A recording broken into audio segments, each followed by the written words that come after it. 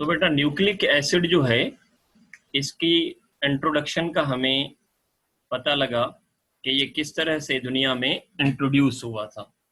Frederick Miescher isolated a substance from the pus cell and the substance properties was different from the protein.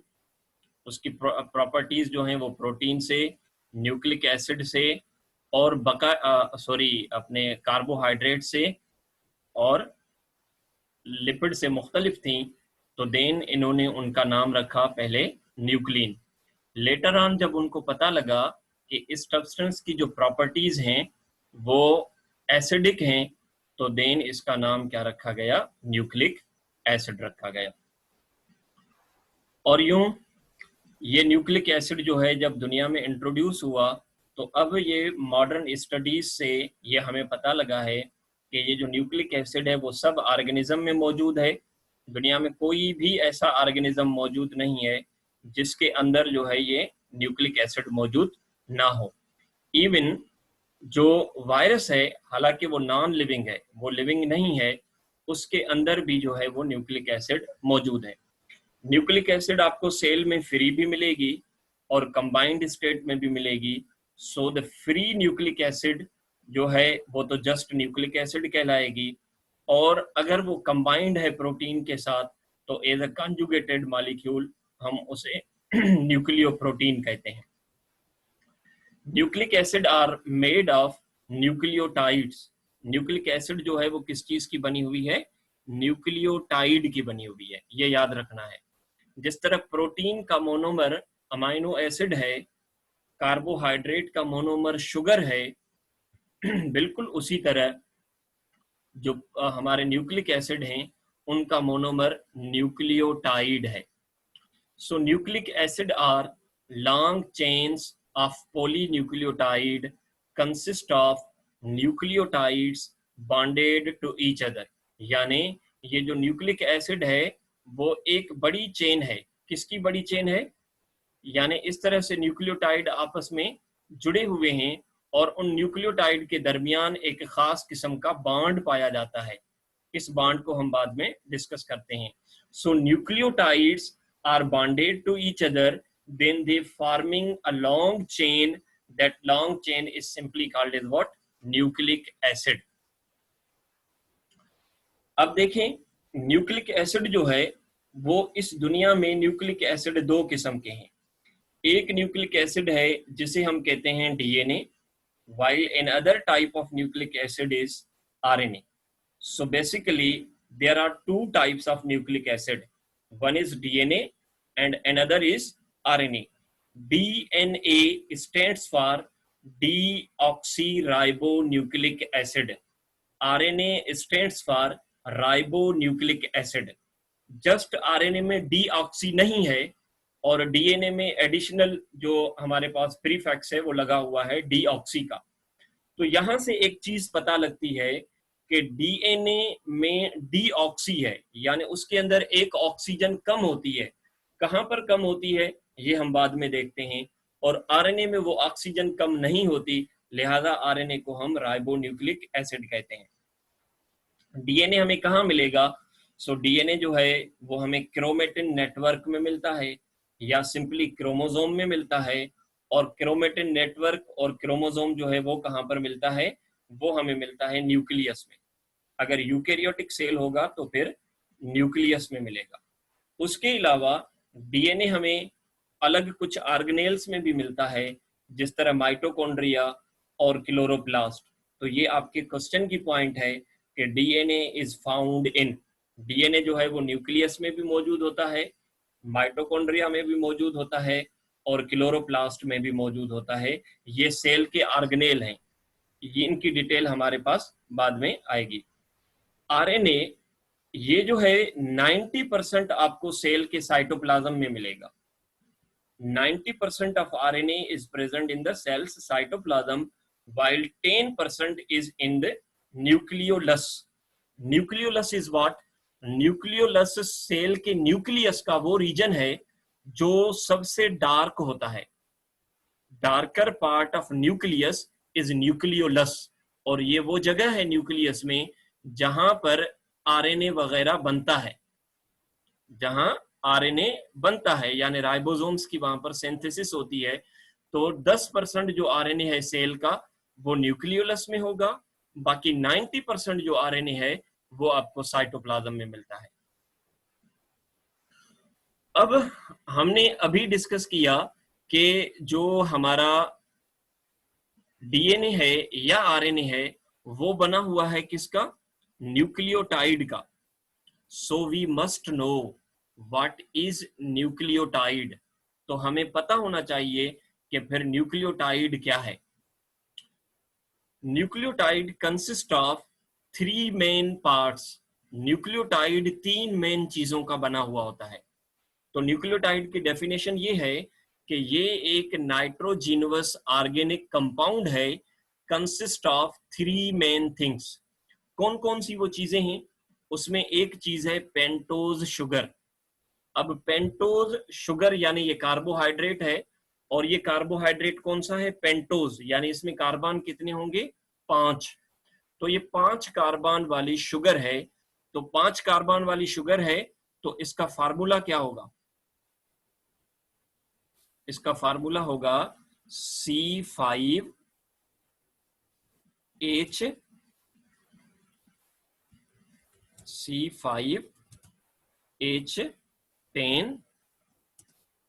O5।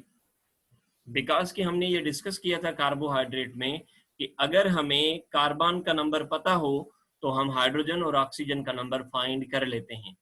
तो nucleotide में क्योंकि ये pentose sugar है तो carbon is 5, hydrogen is 10 and oxygen is 5।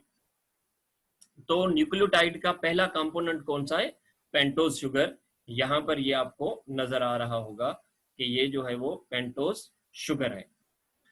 इस pentose sugar की ये carbon number 1 है, this is carbon number 1, this is carbon number 2, this is carbon number 3, this is carbon number 4, और इसकी यहां पर होती है कार्बन नंबर 5। तो इस पर्टिकुलर कंपाउंड के साथ पहले नंबर कार्बन पर उसका दूसरा पार्ट लगा हुआ है जिसका नाम है नाइट्रोजिनवस बेस। नाइट्रोजिनवस बेस, नाइट्रोजिनवस बेस जो है वो उसके कौन से कार्बन पर अटैच है? पहले नंबर कार्बन पर। और तीसरा पार्ट है इसका फास्फेट ग्रुप, और जो फास्फेट ग्रुप है H3PO4, फास्फोरिक एसिड इसके साथ बॉन्ड बनाती है, तो बाकी जो यहाँ पर बचता है वो फास्फेट ग्रुप बनता है PO4। ये जो PO4 है वो पेंटोज शुगर की कौन सी नंबर कार्बन पर अटैच है? 5वीं नंबर कार्बन पर अटैच होता है। इस तरह से ये एक न्यूक्लियोटाइड बन जाता है। So nucleotide has 3 main parts, pentose sugar, nitrogenous base and phosphate group. अब जब न्यूक्लियोटाइड बनता है तो ये 2 स्टेप में बनता है। पहले पेंटोज शुगर और नाइट्रोजिनस बेस आपस में मिलते हैं तो एक कंपाउंड बनता है, उस कंपाउंड का नाम है न्यूक्लियोसाइड। तो ये याद रखना है, this is the question point कि पेंटोज शुगर या राइबोज शुगर, पेंटोज शुगर को हम राइबोज शुगर भी कहते हैं, राइबोज शुगर और नाइट्रोजिनस बेस आपस में मिले हुए हों तो इस कंपाउंड का नाम क्या होगा? न्यूक्लियोसाइड। और जब न्यूक्लियोसाइड के साथ क्या लगे?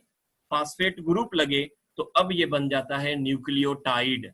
So the difference between nucleoside and nucleotide is that nucleoside consist of 2 main things, एक पेंटोज शुगर और एक नाइट्रोजिनस बेस, तो ये न्यूक्लियोसाइड बनेगा। दूसरे स्टेप में क्या होगा? इनके साथ एक फास्फेट ग्रुप लगेगा, और जब इसके साथ अपना फास्फेट ग्रुप लग जाएगा तो now it is nucleotide. Clear बेटा? अब याद रखना है कि हर न्यूक्लियोटाइड में ये 2 चीजें कॉमन होती हैं। कौन सी? एक पेंटोज शुगर और एक फास्फेट ग्रुप। जितने भी न्यूक्लियोटाइड हैं उन सब न्यूक्लियोटाइड में पेंटोज शुगर और फास्फेट ग्रुप एक ही किस्म का होता है।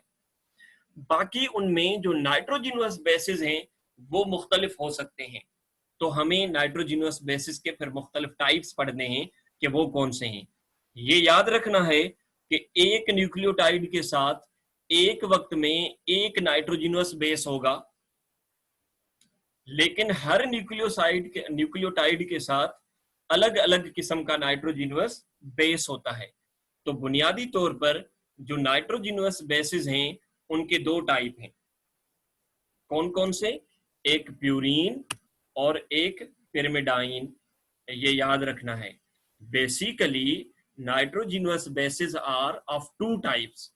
एक को हम कहते हैं प्यूरीन और दूसरे को हम कहते हैं पिरिमिडाइन। क्या शनाख्त है इनकी? पहचान क्या है?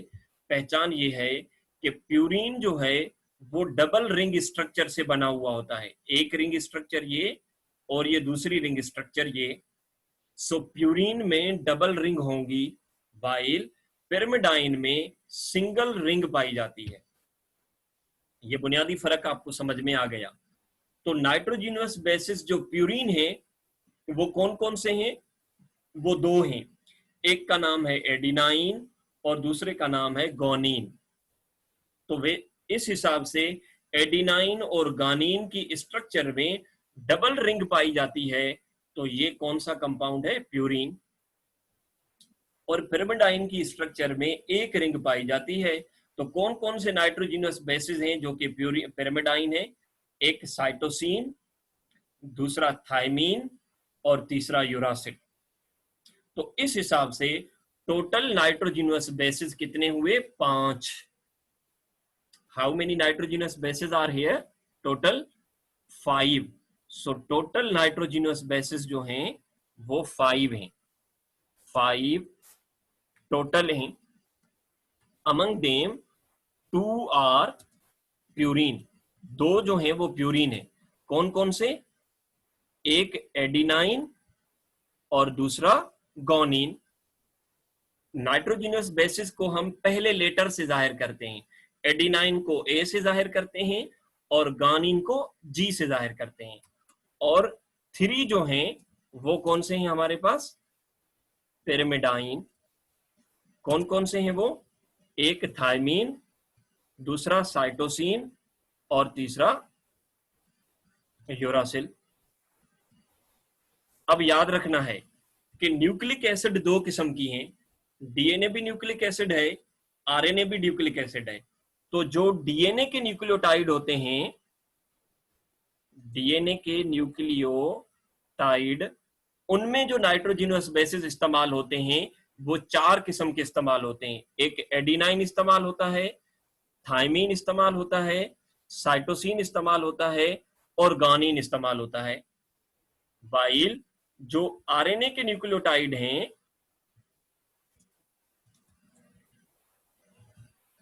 उनमें जो हमारे पास नाइट्रोजिनस बेसिस इस्तेमाल होते हैं वो कौन कौन से हैं? एक एडिनाइन इस्तेमाल होता है, दूसरा यूरासिल इस्तेमाल होता है, तीसरा साइटोसिन इस्तेमाल होता है और चौथा गोनीन इस्तेमाल होता है।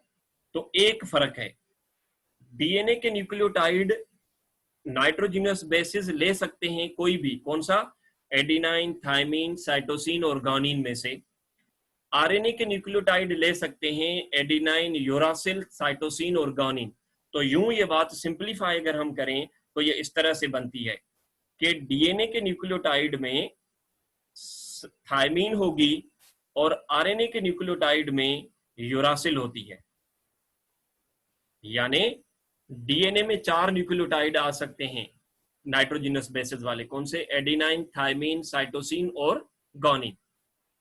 आरएनए में एडिनाइन, यूरासिल, साइटोसिन और गोनीन। तो यूं एडिनाइन, गोनीन, साइटोसिन दोनों में हो सकती है, लेकिन थायमीन सिर्फ और सिर्फ डीएनए में हो सकती है और यूरासिल सिर्फ और सिर्फ आरएनए में हो सकती है। यहां पर तक ये बात आपको क्लियर होगी। Now come to the next part of this lecture. अब ये मुख्तलिफ स्ट्रक्चर्स हैं जिनको हम जस्ट ये याद करने की इतनी नहीं है। जस्ट ये स्ट्रक्चर्स अगर आपकी नजर से एक मरतबा गुजरी हुई होंगी तो आप आइडेंटिफाई कर सकते हैं कि कौन सी जो स्ट्रक्चर है वो हमारे पास प्यूरीन है और कौन सी स्ट्रक्चर जो है वो पिरिमिडाइन है। तो सबसे पहले आपको हम बताएं, ये एडिनाइन की स्ट्रक्चर है। एडिनाइन चूंकि प्यूरीन है तो इसमें डबल रिंग है। याद रखना है एडिनाइन का जो फार्मूला है वो C5H5 और N5 है। देन गोनिन भी चूंकि प्यूरिन है तो इसका फार्मूला है C5H5N5 और O। तो इन दोनों प्यूरिन में सिर्फ एक फर्क है केमिकली कि गोनिन में ऑक्सीजन होती है और एडिनाइन में ऑक्सीजन नहीं होती। ये देखें यहाँ पर ऑक्सीजन है और इसमें ऑक्सीजन नहीं है। बाकी ये तीनों जो हैं वो सिंगल रिंग वाले हैं, तो यानी ये कौन से हुए, ये हमारे पास पैरामिडाइन हुए। साइटोसिन में भी सिंगल रिंग, थायमीन में भी सिंगल रिंग और यूरासिल में भी सिंगल रिंग। साइटोसिन का फार्मूला है C4H5N3O। थायमीन का फार्मूला है C5H6N2O2 और यूरासिल का फार्मूला है C4H4N2O2। तो ये चारों डीएनए में आ सकते हैं। कौन से, ये चारों डीएनए में आ सकते हैं और थायमीन को छोड़कर फिर ये चारों जो हैं आरएनए में आ सकते हैं। तो जब हम पढ़ते हैं तो पढ़ते वक्त हम यो हले तो क्लास पढ़ते वक्त हम एडिनाइन को या लिखते वक्त एडिनाइन को ए से जाहिर करते हैं और गोनिन को हम जाहिर करते हैं जी से और साइटोसिन को हम जाहिर करते हैं सी से और थायमीन को हम जाहिर करते हैं टी से और यूरासिल को हम जाहिर करते हैं यू से। ये बात आपको याद रखनी है। अब न्यूक्लियोटाइड के पार्ट्स की जरा डिटेल्ड स्ट्रक्चर हम देखें तो one nucleotide is made of 3 main things. This is the pentose sugar. जहां कार्नर है और कोई लेटर यहां पर शो नहीं है मींस वहां कार्बन है। So this is the carbon number 1, this is carbon number 2, this is carbon number 3, this is carbon number 4 and this is carbon number 5। तो आप देखते हैं कि कार्बन नंबर 1 पर ये डबल रिंग वाली एक स्ट्रक्चर अटैच की हुई है, यानी ये कौन सा क्या है, नाइट्रोजिनस बेस है। कौन सा नाइट्रोजिनस बेस यहाँ पर दिखाया गया है, एडिनाइन। और उसके 5वें नंबर कार्बन पर क्या अटैच है, phosphate group. So this is the complete structure of nucleotide. अब आपसे सवाल होगा कि न्यूक्लियोटाइड की स्ट्रक्चर में नाइट्रोजिनस बेस पेंटोज शुगर के कौन से कार्बन पर आता है, पहले कार्बन पर। और न्यूक्लियोटाइड की स्ट्रक्चर में पेंटोज शुगर के कौन से कार्बन पर फास्फेट ग्रुप अटैच होता है, 5वें नंबर कार्बन पर। जब सिर्फ न्यूक्लियोटाइड में नाइट्रोजिनस बेस और शुगर मौजूद हो तो इस कंपाउंड को आप क्या नाम देंगे, न्यूक्लियोसाइड का नाम देंगे। जब इसके साथ अपना फास्फेट भी मौजूद हो तो तब आप इसको क्या नाम दोगे, न्यूक्लियोटाइड का नाम दोगे।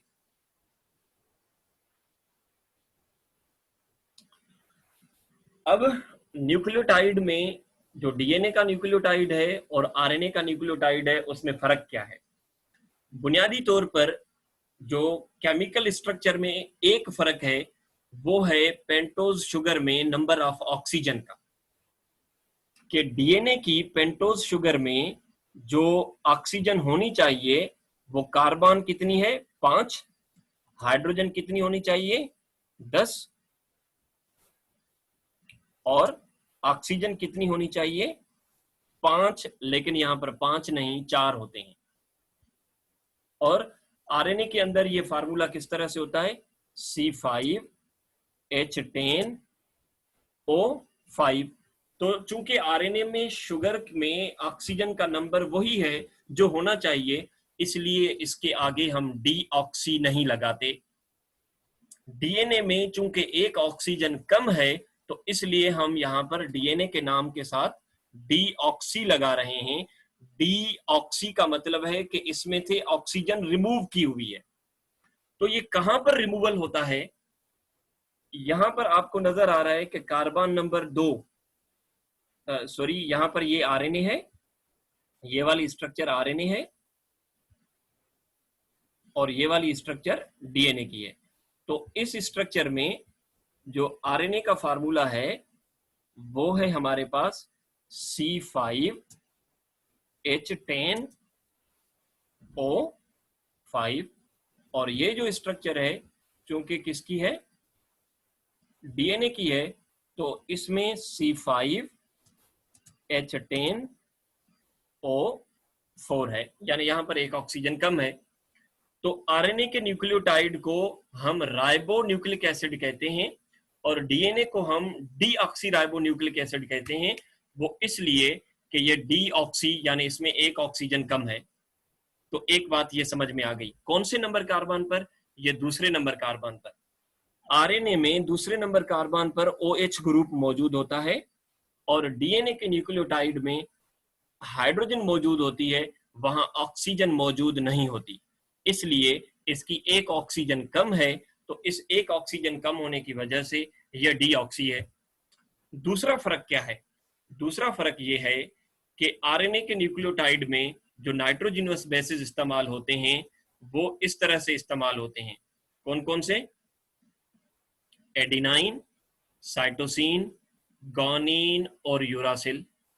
डीएनए के nitrogenous bases adenine, cytosine, guanine and thymine. So here is the difference of thymine and uracil. Thymine is present in DNA while uracil is present in RNA, while adenine, cytosine, guanine are present in both. वो दोनों में मौजूद होते हैं। Nucleotide present in organisms in three form. Nucleotide जो organism में मौजूद हैं, तो इनकी जो सेल्स के अंदर अकरेंस है ना, वो तीन तरह से आपको मिलेंगे। अकेला न्यूक्लियोटाइड मिलेगा, दो के फॉर्म में न्यूक्लियोटाइड मिलेंगे, या फिर काफी सारे न्यूक्लियोटाइड चेन के फॉर्म में मिलेंगे। तो अगर सेल में न्यूक्लियोटाइड अकेला है तो हम इसे कहते हैं मोनोन्यूक्लियोटाइड। अगर दो के फॉर्म में मौजूद हैं तो हम इन्हें कहते हैं डाई न्यूक्लियोटाइड। और अगर तीन के फॉर्म, दो से ज्यादा यानी मेनी के फॉर्म में मौजूद हैं तो फिर हम इन्हें कहते हैं पॉलीन्यूक्लियोटाइड। तो सबसे पहले हम देखते हैं कि मोनोन्यूक्लियोटाइड क्या है। What is mononucleotide? मोनोन्यूक्लियोटाइड का मतलब है कि when nucleotide is present in single form, यानी जब सेल के अंदर ये न्यूक्लियोटाइड अकेला मौजूद हो तो आप इसे क्या कहते हो, मोनोन्यूक्लियोटाइड मौजूद हो, और ये कोई खास फंक्शन भी परफॉर्म करते हो। So exist singly or in cell are part of other molecule. किसी दूसरी चीज का तो ये पार्ट हो सकता है, लेकिन डीएनए और आरएनए का उस वक्त पार्ट नहीं होगा जब ये अकेला है। तो ऐसे न्यूक्लियोटाइड को आप क्या कहते हो, मोनोन्यूक्लियोटाइड। इसकी मिसाल है हमारे पास ATP, एडिनोसाइन ट्राइफॉस्फेट। याद रखना है कि adenosine triphosphate is the mononucleotide, ये एक न्यूक्लियोटाइड है। Unstable molecule in the cell, यानी ये सेल में हर वक्त एक एटीपी, हमेशा एटीपी नहीं रहेगी। ये एटीपी बनती है, फिर ये दोबारा वापस एडीपी में तब्दील हो जाती है, फिर एडीपी बनता है, फिर फास्फोरिलेशन के प्रोसेस के जरिए से दोबारा से एटीपी बनती है। तो इस तरह से एटीपी कभी भी सेल में हमेशा एटीपी नहीं रहती। एटीपी बनेगी, फिर एडीपी में तब्दील होगी, फिर एटीपी बनेगी, फिर एडीपी में तब्दील होगी। यूं ये दोनों एक दूसरे में कन्वर्ट होते रहते हैं, इसलिए हम इन्हें अनस्टेबल मॉलिक्यूल का नाम देते हैं। Carry energy from one place to another place, इसका काम यह है कि केमिकल रिएक्शंस को चलाने के लिए जो एनर्जी चाहिए वो एनर्जी एटीपी प्रोवाइड करती है, यानी किसी एक जगह से वो एनर्जी लेकर किसी दूसरी चीज को वो एनर्जी देती है। तो इस हिसाब से ये एनर्जी कैरियर मॉलिक्यूल है, एनर्जी कैरियर है, यानी ये एनर्जी को एक से लेकर दूसरे तक पहुंचाता है। तो ये एनर्जी के हवाले से, कैरियरिंग के हवाले से ये इंटरमीडिएट कंपाउंड है, यानी एक से एनर्जी लेगा फिर दूसरे को एनर्जी वो पहुंचाएगा कि वो अपना काम कर सके। तो इस हिसाब से ये एनर्जी कैरियर कंपाउंड कहलाता है। Synthesized from ADP and inorganic phosphate, ADP, ADP का मतलब है adenosine diphosphate, adenosine diphosphate. Di का मतलब क्या है, टू। एडिनोसाइन का मतलब क्या है कि जब नाइट्रोजिनस बेस और एडिनाइन नाइट्रोजिनस बेस और पेंटोज शुगर आपस में मिले हुए हों तो ये न्यूक्लियोसाइड बनेगा। तो न्यूक्लियोसाइड जिसमें एडिनाइन होगी वो एडिनोसाइन होगा, वो न्यूक्लियोसाइड जिसमें नाइट्रोजिनस बेस गानिन होगी वो गायनोसाइन होगा, जिसमें साइटोसिन होगी वो साइटोसिन कहलाएगा। इसी तरीके से हमारे पास जो थायमीन वाला होगा वो थायमिनोसाइन कहलाएगा। तो ये ऐसा एडिनोसाइन कंपाउंड है जिसमें नाइट्रोजिनस बेस और पेंटोज शुगर होती है और उसके साथ 2 फास्फेट लगे हुए हैं, तो इसलिए हमने इसका नाम क्या रखा है, एडिनोसाइन मोनोफास्फेट। जब इसके साथ तीसरी फास्फेट भी लग जाती है, इनऑर्गेनिक फास्फेट, यानी जब इसके साथ तीसरी फास्फेट भी लगेगी तो अब इसका जो नाम है वो हो जाता है एडिनोसाइन ट्राइफास्फेट। क्या बाबा, एडिनोसाइन ट्राइफास्फेट। यानी ये एक कंपाउंड है, ये वाला, दिस कंपाउंड इज एडिनोसाइन। ये कंपाउंड क्या है, एडिनोसाइन है, यानी इसमें एक पेंटोज शुगर और नाइट्रोजिनस बेस, तो इसका नाम क्या हुआ, न्यूक्लियोसाइड हुआ। कौन सा न्यूक्लियोसाइड है ये, एडिनाइन वाला है, तो इसलिए इसका नाम है एडिनोसाइन। पहले इसके साथ मौजूद होते हैं 2 फास्फेट, ये एक फास्फेट और फिर ये दूसरा फास्फेट, तो उस वक्त इसका नाम होता है एडीपी, एडिनोसाइन डाइफास्फेट। जब इसके साथ तीसरा फास्फेट लग जाता है तो अब ये बन जाता है एटीपी, बिकॉज कि अब इसके पास 3 फास्फेट हैं, तो टीपी का मतलब है ट्राइफास्फेट। तो ये जो थर्ड फास्फेट है ये जब लगेगी तो हम कहेंगे कि इसके पास अब एनर्जी स्टोर हुई है।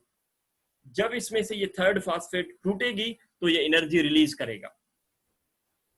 तो ये बात समझने की है, compound having energy is ATP और एडीपी, तो वो एटीपी है, और जब ये एनर्जी देगा तो उस वक्त ये किसमें तब्दील होगा, एडीपी और फास्फेट में, यानी इसमें से एक फास्फेट अलग होगी।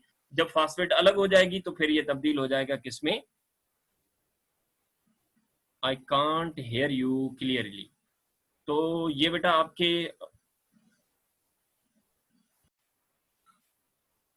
सो synthesised from ADP and inorganic phosphate, यानी जब ये आपस में मिलेंगे तो क्या बन जाएगा, एटीपी बन जाएगा।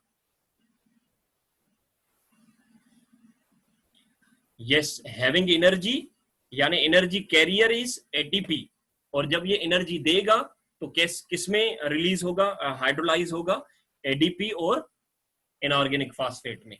तो जब 3 फास्फेट मिले हुए हों न्यूक्लियोसाइड के साथ तो इसका नाम है ATP.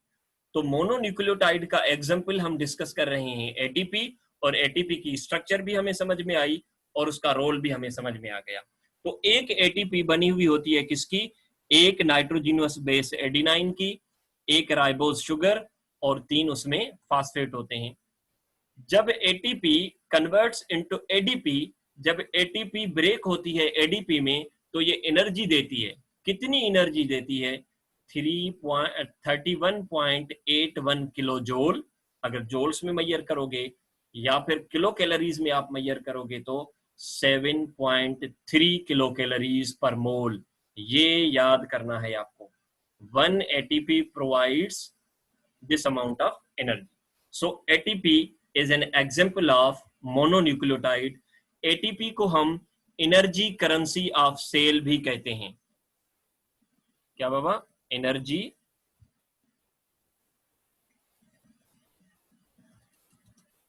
Currency of cell. Energy currency क्यों कहते हैं, जिस तरह दुनिया के हर कंट्री में अपनी करेंसी चलती है, बिल्कुल उसी तरह सेल के अंदर जो एनर्जी का फॉर्म इस्तेमाल कर सकते हो आप, वो एटीपी वाला कर सकते हो। बाकी फॉर्म जो है वो सेल के अंदर इस्तेमाल नहीं होते मेटाबॉलिज्म के लिए, तो इसलिए हम कहते हैं ये एनर्जी करेंसी ऑफ सेल है।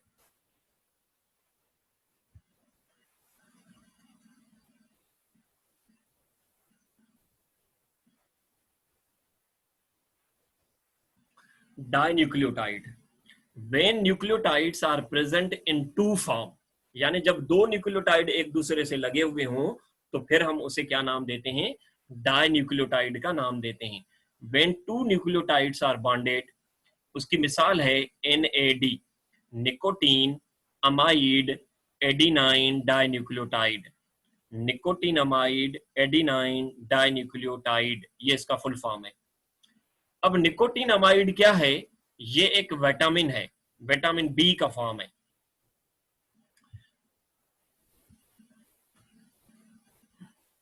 Two nucleotides are linked by phosphate of each other. देख रहे हो आप कि यहां पर जो दो न्यूक्लियोटाइड एक दूसरे के साथ लगे हुए हैं, उनका बॉन्ड किसके दरमियान है? फास्फेट के दरमियान है। ये भी सवाल है कि डाई न्यूक्लियोटाइड यानी NADP में जो दो न्यूक्लियोटाइड आपस में मिले हुए होते हैं, तो उनका बॉन्ड कहां पर होता है? एक न्यूक्लियोटाइड का फास्फेट ग्रुप दूसरे न्यूक्लियोटाइड के फास्फेट ग्रुप के साथ बॉन्डेड होता है। यूं ये दो न्यूक्लियोटाइड जब साथ मौजूद हों तो ये बन जाता है डाई न्यूक्लियोटाइड, और इस डाई न्यूक्लियोटाइड का नाम क्या है? NAD, nicotinamide adenine dinucleotide. NAD is a coenzyme. NAD असल में है क्या? जिस तरह ATP का हमने फंक्शन पढ़ा, उसी तरह हम NAD का फंक्शन भी डिस्कस कर लेते हैं। NAD एक कोएंजाइम है, यानी कुछ एंजाइम के साथ चलने वाला ये कंपाउंड है।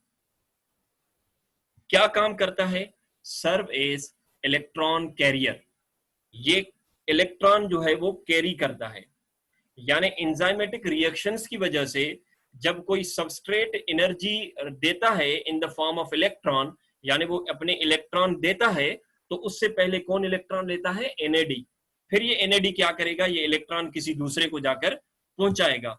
तो इस तरीके से ये इलेक्ट्रॉन एक्सेप्टर भी हैं और आगे चलकर इलेक्ट्रॉन कैरियर भी हैं, और फिर किसी दूसरे को ये इलेक्ट्रॉन पहुंचाते हैं, तो ये इलेक्ट्रॉन ट्रांसपोर्टर भी हैं। तो इसकी मिसाल बिल्कुल यूं हुई कि लेट सपोज कि एक बंदा है जो काम कर रहा है। लेट सपोज कि कोई बंदा है जो काम कर रहा है, और वो काम करते वक्त कुछ ऐसी चीजें जो कहीं से निकाल के, उसके साथ एक हेल्पर है, उस हेल्पर को वो चीजें देता जाता है, और हेल्पर वो किसी दूसरी जगह पर पहुंचाता जाता है। तो एंजाइम का काम ये है कि ये काम करता है, और कोएंजाइम उसके काम में हेल्प करता है कि इलेक्ट्रॉन लेना है, इलेक्ट्रॉन देना है, थोड़ी देर के लिए अपने पास रखना है। तो ये काम जो है वो कोएंजाइम का होता है, जो NAD करती है यहाँ पर, कि फिलहाल एंजाइम इलेक्ट्रॉन जो है किसी दूसरे से लेकर इनको देते हैं, और ये आगे पहुंचाने का काम करते हैं। सो NAD is a coenzyme. It removes NAD is a coenzyme, serve as an electron carrier and work with dehydrogenase enzyme। ऐसे एंजाइम जो डिहाइड्रोजिनेशन करवाते हैं। डिहाइड्रोजिनेशन का मतलब है कि किसी में से हाइड्रोजन रिमूव करवाना। ऐसे एंजाइम जो किसी सबस्ट्रेट में से, किसी कंपाउंड में से हाइड्रोजन को रिमूव करवाएं, ऐसे एंजाइम को हम क्या कहते हैं? Dehydrogenase enzyme. तो ये जो डिहाइड्रोजिनेज एंजाइम है, NAD उनके साथ मिलके काम करता है कि डिहाइड्रोजिनेज एंजाइम वहां से हाइड्रोजन रिमूव करता है, और उनके फिर इलेक्ट्रॉन और प्रोटॉन, हाइड्रोजन के पास एक इलेक्ट्रॉन होता है, अगर दो हाइड्रोजन रिमूव होंगे तो यानी कितने इलेक्ट्रॉन रिमूव हुए? दो। और एक हाइड्रोजन के पास प्रोटॉन भी एक होता है, तो एक हाइड्रोजन अगर स्प्लिट होगी तो उसमें से एक इलेक्ट्रॉन और एक प्रोटॉन मिलेगा। दो हाइड्रोजन स्प्लिट होंगे तो उसमें से दो हाइड्रोजन और दो इलेक्ट्रॉन मिलते हैं। तो डिहाइड्रोजिनेज एंजाइम जो है वो दो हाइड्रोजन रिमूव करके उनको स्प्लिट करवाता है, यानी दो इलेक्ट्रॉन और दो प्रोटॉन वहां से ये लेता है। तो ये किसको देता है? बोथ इलेक्ट्रॉन्स, दोनों electron, but only one hydrogen, और एक hydrogen passed to the NAD। किसको मिल जाते हैं? NAD को, और फिर ये NAD बन जाता है NADH। याद रखना है, NAD ने अभी इलेक्ट्रॉन नहीं लिया, तो इसका नाम सिर्फ NAD है। जब इसके साथ हाइड्रोजन लग गई है, इसका मतलब यह है कि अब इसने इलेक्ट्रॉन लिया है, यानी ये वाला जो फॉर्म है वो रिड्यूस्ड फॉर्म है।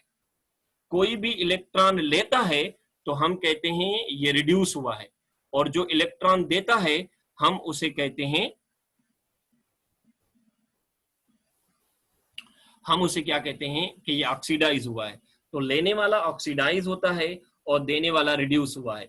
तो NAD ने इलेक्ट्रॉन लिया है तो इसका फॉर्म बन गया NADH। जब ये NADH बना है तो इट मींस अब इसने इलेक्ट्रॉन लिया है। देखें यहां पर